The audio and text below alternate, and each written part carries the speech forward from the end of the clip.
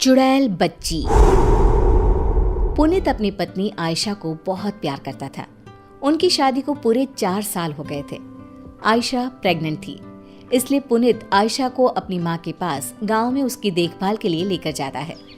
गांव पहुंचते ही आयशा अपनी सास के पैर छूती है।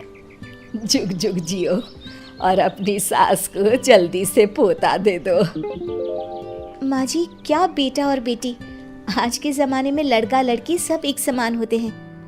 तुम्हारे शहर में होता होगा ये सब, हमारे गांव में नहीं। मुझे तो पोता चाहिए बस। हे भगवान, ये दोनों तो अभी से शुरू हो गए।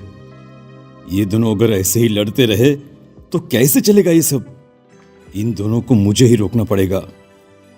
अरे अरे माँ, क्या अपने बेटे से नहीं मिलोगी? हाँ, क्यों नहीं। कैसा है रे तू? कितने सालों बाद आया अपनी माँ से मिलने। शहर जाकर तो तू अपनी माँ को भूल ही गया था। अरे माँ, अब सारी बातें यहीं खड़े खड़ी करोगी क्या? हैं? पता है ना, आयशा पेट से है, वो ज्यादा देर तक खड़ी नहीं रह सकती। कमला दोनों को अंदर ले जाती है।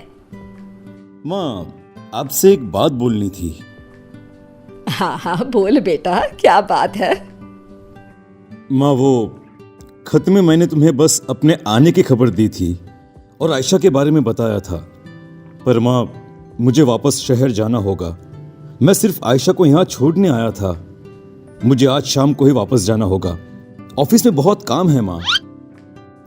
ये तू क्या बोल रहा है? मैं कितनी खुश थी कि अब हम सब साथ रहेंगे यहाँ। माँ प्लीज समझा करो, जाना जरूरी है मेरा। और माँ, तुमसे अच्छी सेवा आयशा की कोई और नहीं कर सकता, है ना? शाम होती ही पुनीत वापस शहर चला जाता है। आयशा का पूरा टाइम चल रहा था। उसको कभी भी कुछ भी हो सकता था। कमला अपनी बहू की खूब सेवा करती थी, उसे अच्छा अच्छा खिलाती थी और आखिर वो दिन आ ही गया। आयशा की तबीयत आज कुछ ठीक नहीं थी। मैं अभी दाई को बुला लाती हूँ, तुम अपना ध्यान रखना बहू। कमला दाई को बुला लाती है और कुछ ही देर में आयशा बेटी को जन्म देती है। बेटी हुई है, इतना बोलकर दाई वहां से चली जाती है। बेटी का नाम सुनते ही कमला को बहुत गुस्सा आने लगता है। इसको मैंने पहले ही कहा था, मुझे पोती नहीं पोता चाहिए, फिर भी इसने मुझे पोती दी। आधी रात को जब सभी सोए हुए थे, कमला चुपचाप उठती है। बच्ची अपनी माँ के पास सोई होती है। कमला बच्ची को उठाकर बाहर कुएं के पास ले जाती है। तभी बच्ची रोने लगती है। कमला उस बच्ची को कुएं में फेंक देती है, पर आयशा ये सब देख लेती है। माँ जी, ये आपने क्या किया? मेरी बच्ची आपने इस कुएं में फेंक दी। मुझे मेरी बच्ची चाहिए। मेरी बच्ची ला कर दो मुझे। अरे रोना बंद कर, अब देखना, अब की बार ना लड़का ही होगा। अपनी सास की ये बात सुनते ही आयशा वहीं दम तोड़ देती है। आयशा को मरा देख कमला बहुत डर जाती है, इसलिए उसे चुपचाप ले जाकर घर के पीछे गड्ढा खोदकर उसमें गाड़ देती है। कई साल बाद पुनीत गांव वापस लौटता है, ढेर सारे खिलौने लेकर। कहाँ है सब? आयशा!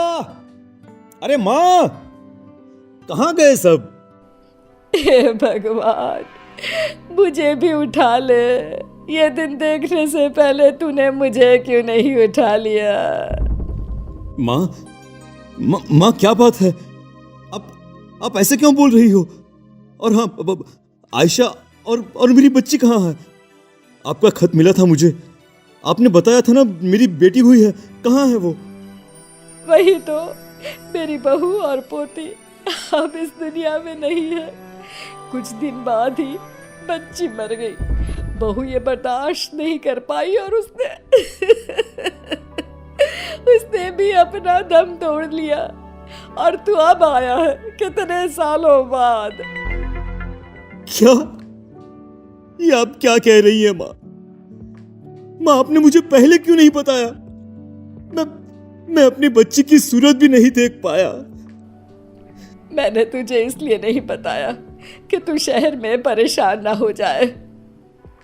और अब मैं तेरी दूसरी शादी करूंगी, देखना, वो बहू मुझे जरूर पोता देगी। पुनीत का रो रो कर बुरा हाल था। रात का समय था। उसकी नजर खिड़की से बाहर तारों पर थी। उसे नींद नहीं आ रही थी। तभी खिड़की से एक चुड़ैल बच्ची झांकने लगती है। पापा, पापा मुझे बचा लीजिए। कौन है वहाँ? पुनीत बाहर जाकर देखता है तो वो बच्ची वहां से भाग जाती है। अरे क्या हुआ बेटा, इतनी रात गए तू यहाँ क्या कर रहा है? चल अंदर जा, सो जा। माँ अभी खिड़की पर कोई था जिसकी सूरत बहुत डरावनी थी। वो मुझे पापा बोलकर पता नहीं कहाँ गायब हो गई। अरे ये गांव है बेटा, गांव में आए दिन छलावा घूमते रहते हैं, मतलब भूत चुड़ैल। जरा संभल कर रहना। हाँ चल अब अंदर, रात को ऐसी बातें नहीं करते। सुबह होते ही माँ, मेरा मन अब इस गांव में बिल्कुल भी नहीं लग रहा, इसलिए मैं सोच रहा था क्यों न मैं वापस शहर चला जाऊं। बेटा मैं तो कहती हूँ तू दूसरी शादी कर ले, पत्नी आ जाएगी तो तेरा जीवन फिर से हरा भरा हो जाएगा। नहीं माँ, मैं अब शादी नहीं करूंगा और मैंने अपना सामान भी पैक कर लिया है, तो मैं शहर के लिए अभी निकल रहा हूँ। पुनीत अपनी माँ की जरा भी नहीं सुनता। वो अपना सामान उठाता है और वहां से चल पड़ता है। आधे रास्ते पहुंचते ही वो चुड़ैल बच्ची उसे फिर से दिखाई देती है। पापा मुझे बचा लो, मेरा बहुत दम घुटता है। इतना बोलकर वो बच्ची वहां से भागने लगती है। तभी पुनीत उसे आवाज लगाकर रोक लेता है। रुको, कौन हो तुम? और तुम ये क्या बोलती रहती हो? मुझे बचा लो, मुझे बचा लो। मुझे बताओ, तुम्हें कोई परेशान करता है क्या? तब उस चुड़ैल बच्ची की आंखें लाल हो जाती हैं। तुम्हें ठीक से सुनाई नहीं देता क्या? मैंने पापा भी बोला था। ये तो चुड़ैल है, पर ये चुड़ैल बच्ची मुझे पापा क्यों बोल रही है? मैं इसे पूछता हूँ। पुनीत उससे कुछ पूछता, इतने में ही वो बच्ची वहां से भाग जाती है। पुनीत उसके पीछे भाग रहा होता है। तभी वो चुड़ैल बच्ची कुएं में जाकर कूद जाती है। रुको! और तभी पीछे से उसकी माँ आके उसे पकड़ लेती है। बेटा तू गया नहीं, और ये तू क्या करने चला था? मैं तुझे नहीं पकड़ती तो अभी इस कुएं के अंदर होता। पुनीत उस चुड़ैल बच्ची के बारे में अपनी माँ को सब कुछ बता देता है। ये सुनकर कमला बहुत डर जाती है, क्योंकि कुछ साल पहले उसी ने अपनी पोती को कुएं में फेंक कर मार डाला था। कुछ नहीं बेटा, मैंने तुझे बताया था ना, इस गांव में बहुत छलावे घूमते रहते हैं। वो छलावा तुझे मारने आया था और कुछ नहीं। वो छलावा नहीं था, उस बच्ची की आंखों में बहुत दर्द था, जैसे कुछ बताना चाहती हो। मुझे पता करना ही होगा, आखिर वो चुड़ैल बच्ची मुझसे क्या चाहती है, मुझे क्या बताना चाहती है। उस बच्ची से मुझे दोबारा मिलना पड़ेगा। इसके लिए मुझे यहीं रहना होगा गांव में। अरे इसे ये अचानक से क्या हो गया? अभी तो बड़ी जिद कर रहा था कि मुझे यहाँ नहीं रहना, शहर जाना है। अरे पता नहीं क्या हो जाता है इसे। दोनों वहां से घर वापस चले जाते हैं। आधी रात का समय था। पुनीत गहरी नींद में सोया होता है। तभी उसे किसी के रोने की आवाज सुनाई देती है।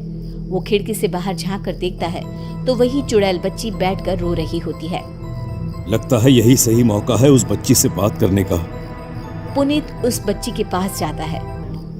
पापा मुझे बचा लो, मुझे बहुत घुटन होती है। बेटी क्या बात है, मुझे नहीं बताओगी?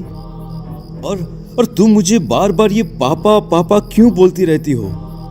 क्योंकि आप मेरे पापा हो। ये सुनकर पुनीत चौंक जाता है। क्या? ये तुम क्या बोल रही हो? मेरी तो कोई भी बेटी नहीं थी। पापा शायद आप भूल गए, आपकी एक बेटी थी जिसे पैदा होते ही आपकी माँ यानी मेरी दादी ने मुझे कुएं में जिंदा ही फेंक दिया, क्योंकि उन्हें पोती नहीं चाहिए थी। मुझे कुएं में फेंकते हुए मेरी माँ ने देख लिया और ये देखते ही मेरी माँ ने वही दम तोड़ दिया। किसी को कुछ पता ना चले इसलिए दादी ने चुपचाप घर के पीछे मेरी माँ को गाड़ दिया। बेटी, मेरी बच्ची, मेरी बेटी, आजा, आजा मेरे पास। अपने पापा के गले नहीं लगेगी क्या? आ बेटा।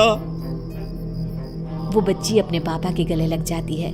पीछे से कमला सब देख रही थी। मुझे माफ कर दो बेटा। नहीं माँ, मैं तुम्हें कभी भी माफ नहीं कर सकता। आज से तुम मेरी माँ नहीं और मैं तुम्हारा बेटा नहीं। तुमने खून किया है माँ, खून, मेरी पत्नी का और मेरी बच्ची का। मैं तुम्हें कभी माफ नहीं करूंगा। पुनीत पुलिस को बुलाकर अपनी मां को पुलिस के हवाले कर देता है और गांव के कुछ लोगों की मदद से कुएं से बच्ची का कंकाल निकलवाकर उसका अंतिम संस्कार कर देता है। अंतिम संस्कार होते ही चुड़ैल बच्ची अपने पापा को हाथ हिलाते हुए वहां से गायब हो जाती है।